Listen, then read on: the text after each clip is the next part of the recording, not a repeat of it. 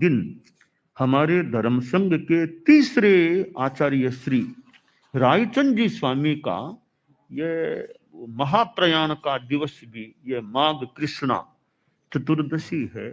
विक्रम संमत यह 1908 में माघ कृष्णा चतुर्दशी को रावलिया मेवाड़ में आचार्य श्री ये शेरा प्रांत के लिए जो सूरत, तो आचार्य श्री रायचंद जी स्वामी का आज वो महाप्रयाण की तिथि, वार्षिक तिथि भी है। और आचार्य श्री रायचंद जी स्वामी जो मानो जम्बू स्वामी की तरह थे। जम्बू एक उपमा दे तो कैसे, इधर भगवान महावीर को देखें तो भगवान महावीर, फिर सुधर्मा स्वामी और फिर जम्बू स्वामी। आचार्य भिक्षु को तीर्थंकर के प्रतिनिधि मान लें जो हमारे आचार्य हैं, प्रथम आचार्य, ऐसे सामान्यतः हम आचार्य को तीर्थंकर का प्रतिनिधि कहा गया है। तो भिक्षु स्वामी हमारे आद्य, तो उनको भगवान महावीर की जगह हम मान ले कल्पना से, तो वे और उनके उत्तराधिकारी भारमल जी स्वामी उनको सुधर्मा की तरह मान लें। तो तीसरे फिर उनके जम्बू तो हमारे रायचंद जी स्वामी जम्बू स्वामी की तरह मानो हो जाते हैं। तो रायचंद जी स्वामी छोटी अवस्था में दीक्षित हुए थे। आचार्य भिक्षु स्वामी के समय में वे दीक्षित हुए थे और दो आचार्यों के सानिध्य में, भिक्षु स्वामी के सानिध्य में, बाद में भारमल जी स्वामी आचार्य श्री के सानिध्य में उनको रहने का मौका मिला।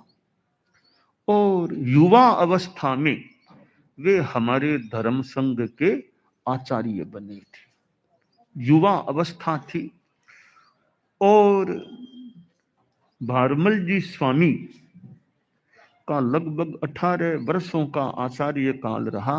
और भारमल जी स्वामी को अपना उत्तराधिकारी बनाना था, तो उन्होंने संभवतः कुछ विचार विमर्श भी कुछ संतों से किया होगा और फिर उन्होंने अपना जो भी चिंतन, उन्होंने दो नाम पहले कहते हैं लिखा दिए उत्तराधिकारी में, खेतसी और रायचंद।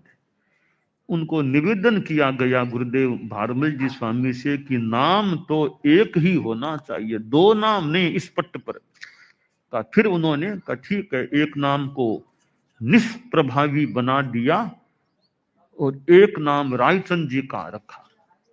तो रायचंद जी स्वामी 30 वर्षों का लगभग उनका वो आचार्य काल रहा, 30 वर्षों का आचार्य काल करीब।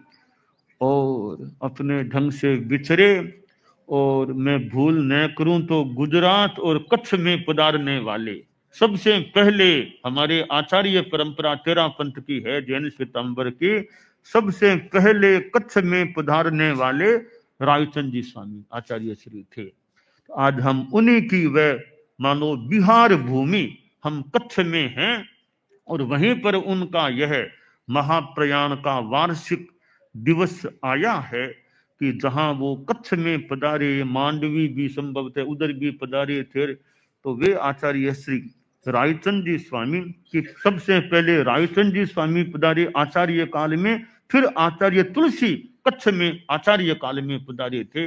तो हमारे परम पूजनीय ये रायचंद जी स्वामी तीसरे आचार्य थे, जिनको ब्रह्मचारी जी, ब्रह्मचारी यूं कहा जाता था। और भिक्षु स्वामी के पास छोटे साधु के रूप में उनको रहने का मौका मिला था।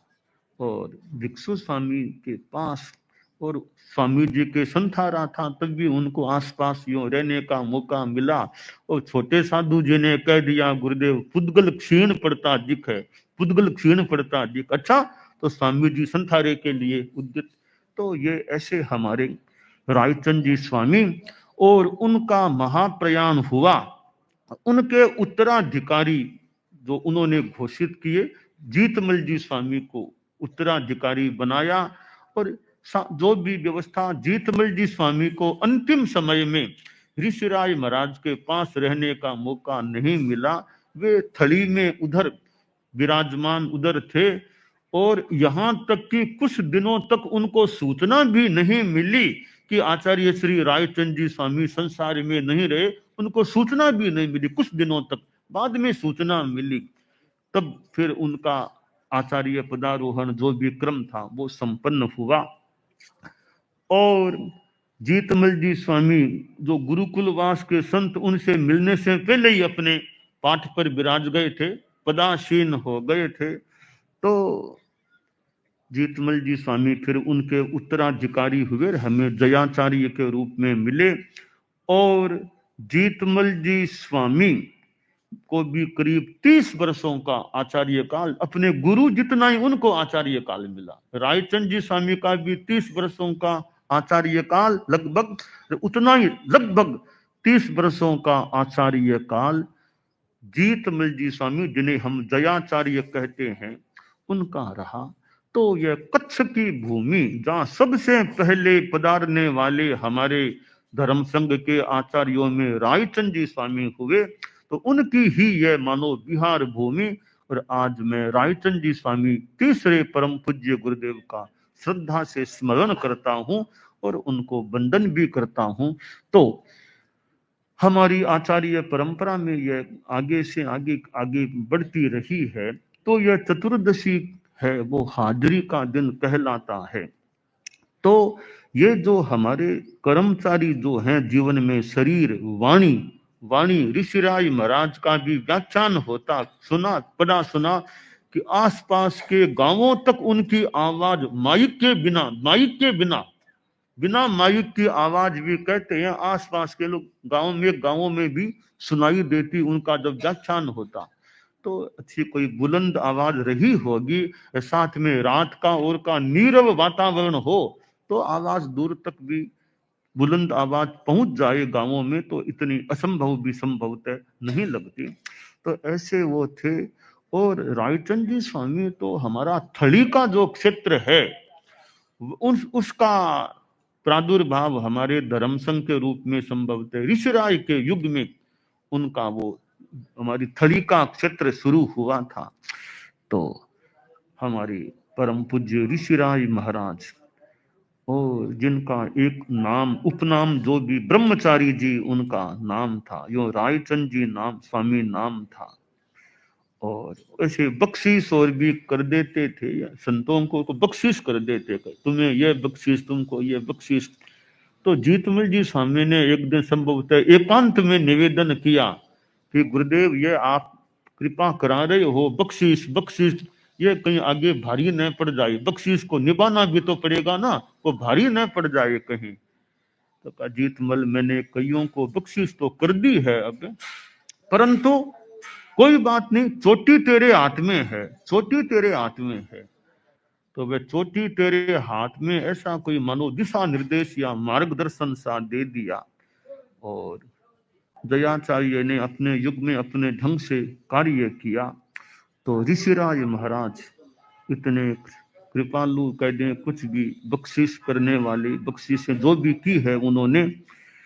तो हमारे आचार्य श्री का जो एक साधना और इतनी जागरूकता कि एक बार तो संभवतः मारवाड़ में विराजे हुए थे, तो शाम का समय था, कोई मकान के ऊपर पधारे, ऊपर छत पर मान लो ऊपर पधार से अकेले ही पधारे होंगे।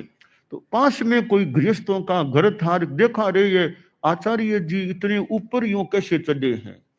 तो पूछा, महाराज ऊपर क्यों चढ़े, क्या बात हुई? तो कहा, देखो ये शाम का समय है, थोड़ा संशय हो गया कि दिन है या नहीं, सूर्य अभी है या अस्त हो गया, यह मन में शंका सी थी। इसलिए मैं देखने के लिए गया कि अभी सूर्य है या अस्त हो गया। तो वो भाई ने पूछा, महाराज मान लो सूर्य अस्त हो चुका होता तो क्या करते?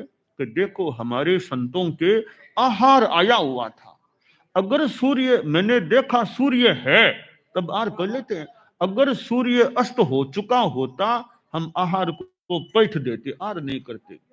तो भाई बड़ा प्रभावित हुआ कि इनको यहाँ कौन देखने वाले थे, आहार करते हैं कि नहीं करते हैं। लेकिन उन्होंने अपनी जागरूकता से ऊपर चढ़ के देखा सूर्य है या नहीं आकाश में।